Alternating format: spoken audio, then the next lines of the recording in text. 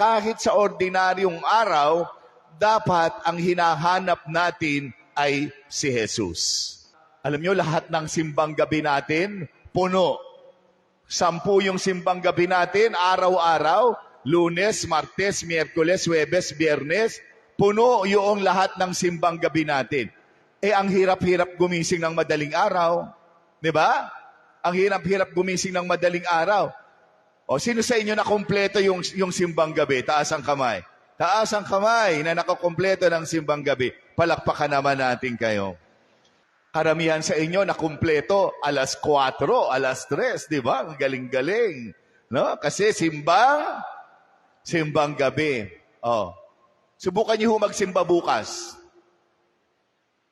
Subukan niyo magsimba bukas, alas 6 ng umaga. Mas madali na gumising yun. Di ba? Mas madali nang gumising yun. Dahil alas 6 na yun, hindi na yung alas 4. Sino dun sa mga nagtaas ng kamay na nakatapos ang nagsisimba pa rin araw-araw? Taas ang kamay. Nawala na. Kita nyo? Nakita nyo yung point ko? Ha? Did you see my point? Iba ba yung misa ng simbang gabi sa misa bukas? Hindi. Parehas lang. Parehas lang yung misa ng simbang gabi at yung misa bukas. Pero ang dali nung simbang gabi. Gusto ko nga maglagay ng simbang gabi sa August Sisimba kayo? Gusto nyo? Lagay tayo? Simbang gabi sa Agosto. May magsimba kaya? Palagay ninyo. Ayun na di ba? Pagka simbang gabi, punong-puno. Pero pag ordinaryong araw na, wala na.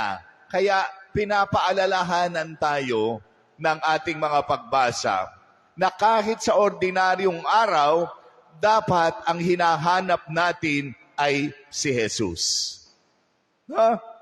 Kasi walang pinagkaiba yan sa panahon ng Kapaskuhan. Merong tagaturo sa Panginoon sa buhay natin. Sa buhay nyo, sino yon? Sino ang nagturo sa inyo sa Panginoon? Parating meron yan. Merong nagtuturo sa atin sa Panginoon. Pero kay nino magbumula ang pagtuturo ng dasal? Sa mga magulang. How will you teach your children how to pray the rosary kung hindi ninyo alam? Tayo ang unang magtuturo nito. Kaya sa mga magulang, yan ang unang-unang tungkulin ninyo. Hindi lang ang mag-provide ng pera. Kaya dapat na ituro nyo sa amin yung mas mahalaga. Ano yun? Yung aming malalim na pananampalataya.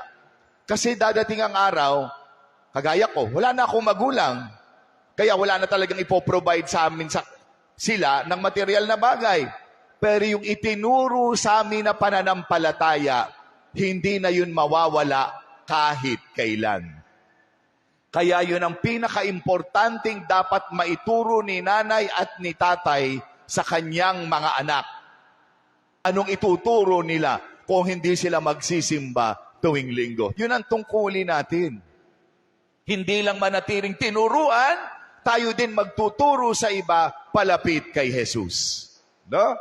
So yun dapat nag-e-evolve tayo. Huwag tayong manatiling tinuturuan, mga kapatid. Dapat dadating ang panahon, tayo rin ang mag-aakay at magtuturo sa iba. Amen?